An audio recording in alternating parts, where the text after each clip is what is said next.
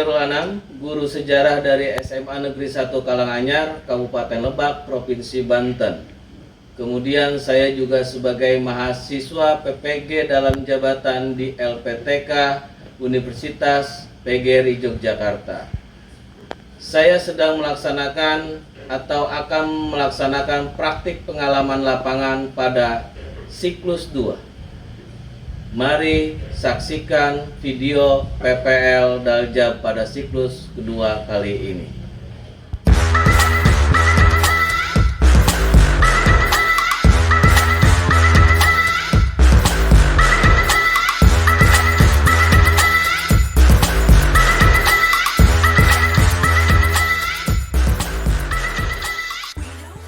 Baik, sebelum kita mulai ke pembelajaran pada hari ini di mata pelajaran sejarah, lebih baik kita berdoa dulu. Mohon untuk dipimpin ketua kelasnya, silakan Fajar.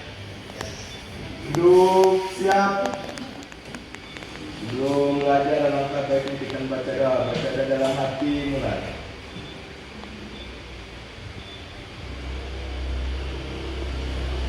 Sudah selesai, ucapkan salam. Assalamualaikum warahmatullahi wabarakatuh. Waalaikumsalam. Baik anak-anakku, hari ini kita akan coba mengulas materi, melanjutkan materi maksudnya, yaitu mengenai kerajaan-kerajaan di Indonesia. Tapi sebelumnya Bapak akan coba mengecek kehadiran kalian melalui presensi ya. Agung mana Agung? Sakit ya? Sultani, ada Desti, Deti Ratnasari, Fajar Surabudi, Hasan, Musniatun Nuraniyah, Ibnu Al-Kausar, Bintan Apriani, Jamila, Ju Ahmad Jamal, Muhammad Riki, Mulyana, Nabila Maulida. Sehat Nabila? Nazwa. Ada Pak. Terima kasih ya kiriman durennya. Resna. Hadir Pak. Rifani. Selvia. Siti Ade Rahayu. Sri Mulyati. Tamudin. Ujang Hafid. Upin, Yusro, apa? Ada, oke, terima kasih ya. Mari kita doakan buat teman-teman kita yang hari ini tidak hadir, yang sedang sakit atau yang sedang berhalangan keluarga. Kita doakan teman-teman kita yang sakit segera disembuhkan dan diambilnya. Nah, itu semua. Beberapa minggu yang lalu kita membahas mengenai nenek moyang bangsa Indonesia, ya. Dimana kemarin kita sudah diskusikan, kalian sudah mencoba mencari bermacam-macam mengenai asal usul nenek moyang dan menyampaikan ke kita semua. Nah, saat ini kita masuk pada tahap kerajaan Hindu Buddha di Indonesia. Akan tetapi terlebih dahulu Bapak akan sampaikan pada pembelajaran hari ini, lagi-lagi dan tak bosan Bapak sampaikan bahwasannya Bapak ingin pembelajaran ini kalian itu mampu untuk bernalar kritis, ya, bernalar kritis, kemudian juga mandiri, dan tak lupa Bapak itu masuk dalam kategori profil pelajar Pancasila. Ya, 3 poin itu ya pertemuan pada hari ini ya. Oke. Jangan bosan-bosan untuk belajar. Ya, jangan bosan-bosan untuk belajar. Raih terus ilmunya, ya belajar terus ilmunya sampai ke negeri Cina, kononnya begitu. Tapi sekarang banyak ya, bisa kemana saja. Baik anak-anakku, di kerajaan Indonesia, kerajaan Hindu Buddha di Indonesia ini, ya Bapak akan coba tayangkan sedikit video mengenai kerajaan di Indonesia. Ini dia. Hindu merupakan salah satu agama yang berkembang pesat di Nusantara pada masa lampau. Masuknya agama Hindu tidak lepas dari perang pedagang India yang berlabuh di Nusantara.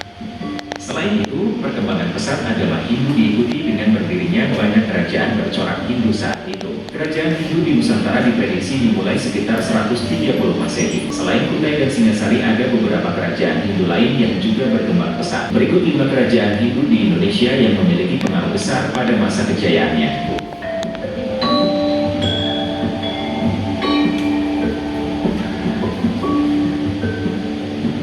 1. Kutai Martapura, tahun 400 Masehi.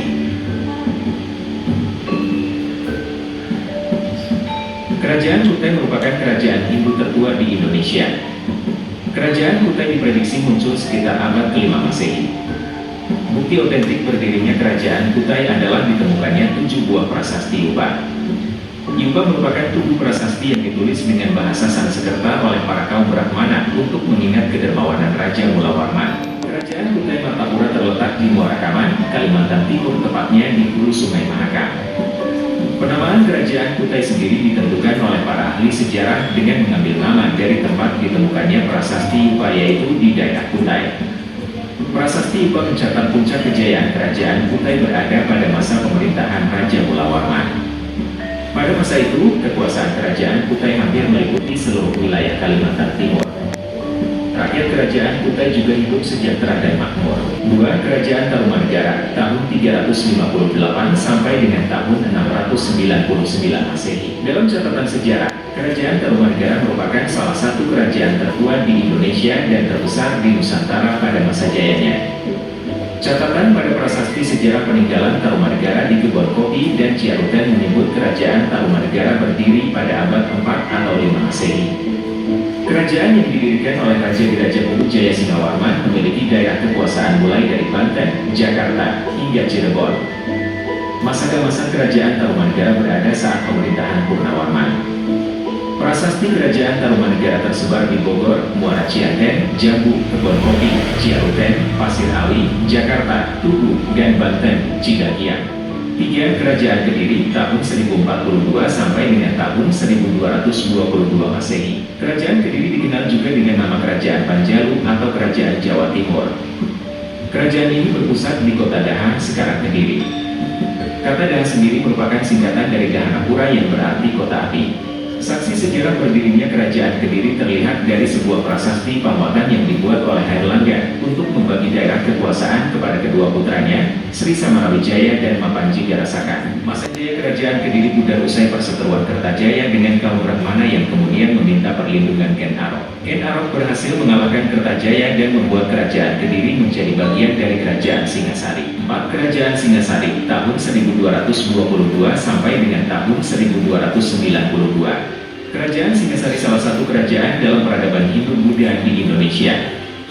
5. Kerajaan Majapahit, tahun 1293 sampai dengan tahun 1527 Masehi. Puncak kejayaan Majapahit dalam menyatukan Nusantara terjadi semasa pemerintahan Hayam Wuruk dengan gelar Sri Raja Sadagara yang berkuasa sejak tahun 1350 hingga tahun 1389.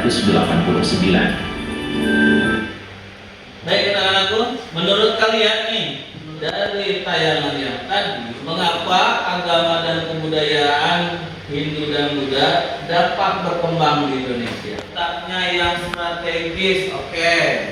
Kasih tepuk tangan untuk saja. Kemudian dari kerajaan-kerajaan Hindu Buddha yang ada di Indonesia, warisannya apa saja? Ada, Bapak akan kasih dua contoh warisan Hindu Buddha yang masih bertahan hingga saat ini. Yang pertama adalah candi. candi juga ada yang dari berbagai agama, Hindu dan Buddha. Ada candi Prambanan, kemudian ada candi Borobudur. Bentuk ukurannya juga beda, ada yang lurus samping ke atas, ada yang lebar bakenol, ya kan? Bisa dicirikan tuh, oh yang ramping ke atas berarti yang ramping-ramping ke atas itu dari mana ini, gitu kan? Candi Borobudur yang lebar muka itu, ya, itu peninggalan atau corak dari Buddha. Nah, kalau Candi Prambanan bercorak Hindu. Nah, makanya itu untuk kita memperdalam, ya, Bapak akan bagikan literatur ke kalian. Coba kalau sudah lagi, nanti akan Bapak kasihkan literaturnya beserta LKPD-nya. Ada yang bertanyakan? Nah, ada. Yes. Itu sudah ya. Oke. Sudah. Oke, kalian coba menganalisis tentang yang namanya kehidupan politik, ekonomi, sosial dan budaya.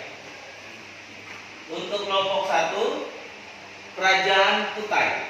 Kelompok 2, Kerajaan Tarumanegara. Kelompok 3, Kerajaan Kalingga. Kelompok 4 itu Kerajaan Mataram, dan kelompok 5 Kerajaan Sriwijaya. Kalian coba analisis dari literatur, ya. Nanti Bapak akan kasih link materi segala macam ke ketua kelas. Nanti ketua kelasnya biar menyebar. Ada yang mau ditanyakan? Tidak. Silakan ke siapa?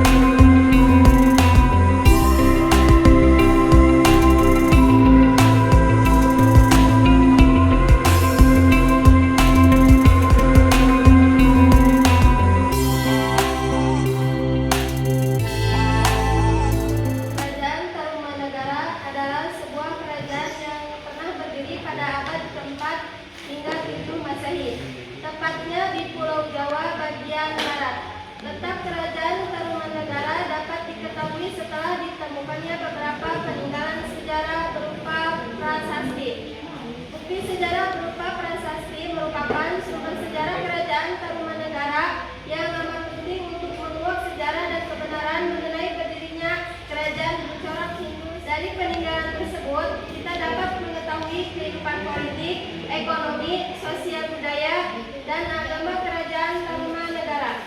Kehidupan politik Kerajaan Tarumanegara. Sebelum kita bahas kehidupan politik Kerajaan Tarumanegara, sedikit pendahuluan mengenai asal-usul penamaan kerajaan ini. Tarumanegara berasal dari dua kata, yaitu tarum dan negara. Tarum merupakan nama sebuah sungai di Jawa Barat, yakni Citarum. Sementara negara berarti sebuah kerajaan. Keberadaan Kerajaan Tarumanegara dibuktikan dari penemuan kompleks pencandian Batu Jaya dan Cibuaya di muara Sungai Citarum. Ada yang ingin bertanya? Saya dari kelompok 3 ingin bertanya, silsilah Kerajaan Tarumanegara seperti apa? Silsilah Kerajaan Tarumanegara menurut naskah Longsaketa meliputi Jaya Singawarman dari tahun 358 hingga 382 Masehi, dilanjut oleh Dharmaya Warman dari tahun 382 hingga 395 Masehi, Purnawarman dari tahun 395 hingga 434 Masehi, Wisnu Wardana dari tahun 435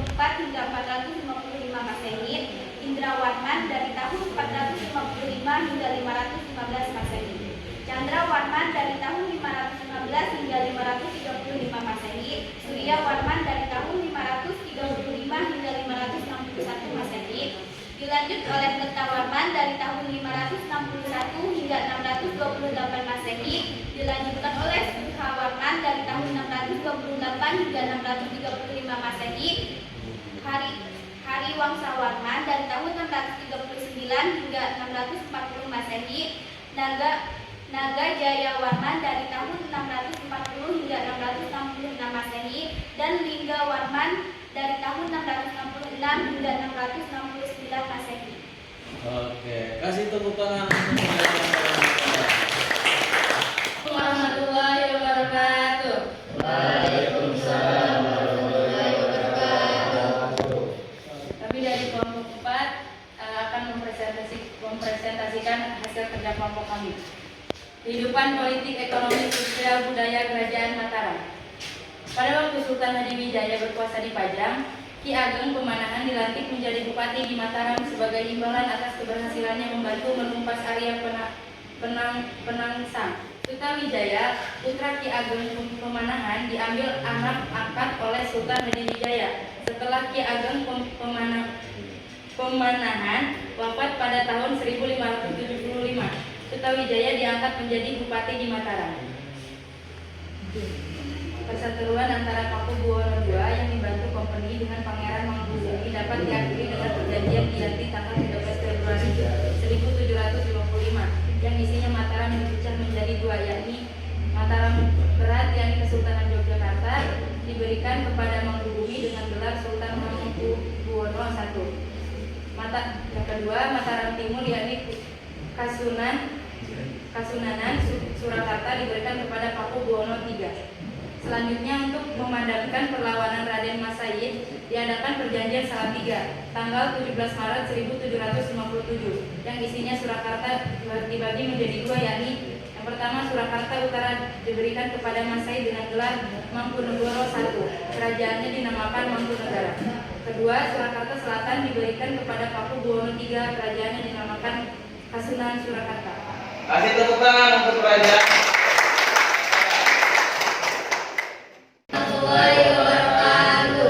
Waalaikumsalam warahmatullahi wabarakatuh.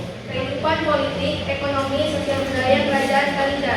Kalingga atau Kaling merupakan sebuah kerajaan utara Hindu yang muncul di Jawa Tengah sekitar abad ke-6 Masehi. Letak pusat kerajaan ini belum jelas. Kemungkinan berada di suatu tempat antara Kabupaten Pekalongan dan Kabupaten Jepara sekarang. Sumber sejarah kerajaan ini masih belum jelas dan kabur. Kebanyakan diperoleh dari sumber notulen Tiongkok, tradisi kisah setempat, dan naskah cerita parahyangan yang disusun berabad-abad lalu pada abad ke-16 menyinggung secara singkat tentang Ratu Sima dan kaitannya dengan Kerajaan Galuh. Kalingga sudah ada pada abad ke-6 Masehi dan keberadaannya diketahui dari sumber-sumber Tiongkok. Kerajaan ini pernah diperintah oleh Ratu Sima yang dikenal mempunyai peraturan bahwa siapa yang mencuri akan dipotong tangannya. Keberadaan Kerajaan Kalingga diketahui dari kabar Cina pada masa dinasti Tang. Menurut kabar Cina, pada pertengahan abad 7 Masehi terdapat kerajaan bercorak kulit kuda bernama Holi atau Kalingga di Jawa Tengah. Ada yang mau bertanya tentang kerajaan Kalingga?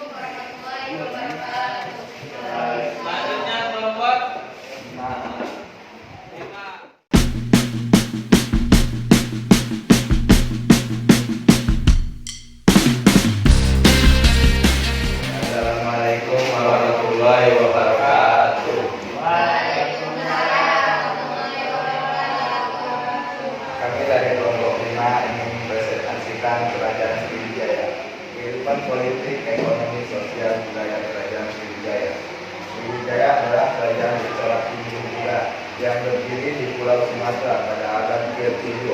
Keberadaannya dibuktikan dari penemuan prasasti kedudukan bukit berangkat tahun 1682 Masehi. Bukti lain mengenai keberadaan kerajaan Sriwijaya diperoleh dari catatan pendeta Tiongkok Cina bernama Yingxi. Dia menceritakan dalam tulisannya bahwa pernah mengunjungi Sriwijaya selama 6 bulan pada tahun 1971 Masehi. Pendiri sekaligus raja pertama kerajaan Sriwijaya bernama Dapunta Hyang Sriwijaya Nasa. Berdasarkan diksi prasasti kedudukan bukit, lokasi kerajaan ini berada di tepi Sungai Musi. Kehidupan politik kerajaan Sriwijaya. Fokus utama terkait kehidupan politik kerajaan Sriwijaya yaitu wilayah kekuasaan, raja-raja yang memerintah, dan hubungan dengan kerajaan lain baik dalam negeri maupun luar negeri.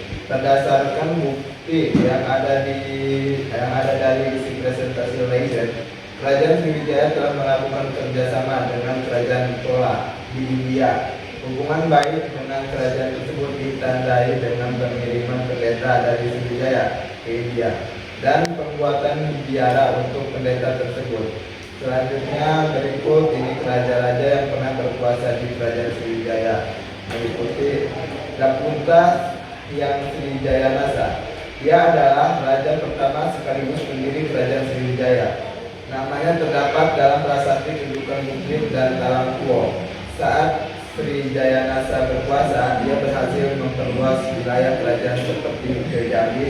Cita-cita yang menjadi pedoman yakni menjadikan Sriwijaya sebagai kerajaan maritim terbesar. Ada keberapa Sriwijaya dan Kalau nggak bisa jawab, lambaikan tangan.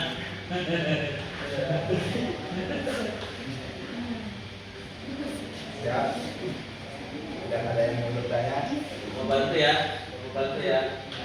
Kerajaan Sriwijaya itu diperkirakan itu berdiri pada abad ke-7 di Pulau Sumatera, ya, di Pulau Sumatera, ya.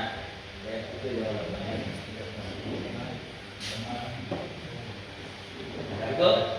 Cukup ya. Oke, kasih tepuk tangan untuk kelompok. Assalamualaikum warahmatullahi wabarakatuh. Waalaikumsalam warahmatullahi wabarakatuh. Kami dari kelompok 1 ingin mempresentasikan hasil analisis kami. Kehidupan politik ekonomi sosial kerajaan Kutai. Kerajaan Kutai dianggap sebagai kerajaan Hindu-Buddha tertua di Indonesia. Hal ini didasarkan pada peninggalan sejarah berupa yupa yang diperkirakan berasal dari abad ke-5 Masehi. Pusat kerajaan Kutai terletak di daerah Muara Saman di tepi Sungai Mahakam. Namun wilayah kekuasaannya cukup luas, yakni mencakup hampir seluruh Kalimantan Timur. Dari yupa diketahui pula cara kehidupan politik, ekonomi, sosial, dan budaya kerajaan Kutai. Kehidupan politik kerajaan Kutai. Yupa menjelaskan tentang silsilah para pemimpin kerajaan Kutai. Adapun raja-raja yang pernah memimpin Kutai Kudungga merupakan pemimpin kerajaan Kutai. Kudungga awalnya merupakan seorang kepala suku. Dilihat dari namanya, Kudungga masih menggunakan nama lokal yang tidak berbau India. Oleh sebab itu, para ahli berpendapat saat Kudungga menjadi raja, pengaruh agama Hindu baru mulai masuk ke Nusantara. Kudungga kemudian mewariskan tahta kepada keturunannya. Aswarman, Kudungga mempunyai putra bernama Aswarman yang menjadi raja. Dalam yupa, ia disebut seperti Dewa Ansuman, Dewa Mata, dan memiliki julukan Wasikerta atau pembentuk keluarga atau dinasti Hindu. Alasannya adalah karena Aswarman diperkirakan merupakan raja pertama yang telah menganut agama Hindu saat ia memimpin. Beberapa ahli mengatakan bahwa saat Kudungga memimpin, ia belum menganut agama Hindu. Saat itu, ia masih berperan sebagai kepala suku yang pada akhirnya mempunyai keturunan sebagai raja-raja Kutai. Ada yang bertanya? Ya. Baik, saya dari kelompok 5 ingin bertanya.